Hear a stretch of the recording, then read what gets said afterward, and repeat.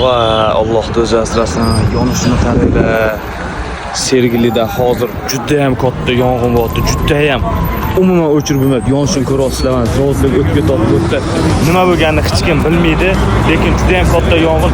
Akalar, kun issiq ehtiyot bo'linglar. Mashinalarni quyoshga qoldirayotganinglar ichida yonadigan, portlaydigan narsalarni iloji boricha olib qo'yinglar. Chekadigan akalar, zajgalka qoldirmanglar. Duxiylarni qoldirmanglar. Achki shunga o'xshagan narsalarni qoldirmanglar. Yonib portlab ketib muammo bo'lmasa sizlarga. Ko'rasizlar.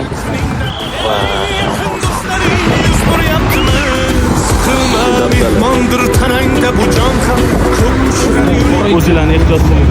Ko'rasizlar, osmonni qorayib ketdi. Quyosh to'sib qo'yapti. Yo'q, quyosh to'sib. Alloh oson qilsin. Vashshe buni qarang. Nechta hajaradagi kelgan akalarimiz harakat qilishyapti. Vaqti juda qattiq yonyapti, juda ham. O'zinglarni ehtiyot qiling. Akalar, mashinalarga yana aytaman, ehtiyot bo'linglar, quyoshga qoldirayotganinglarda.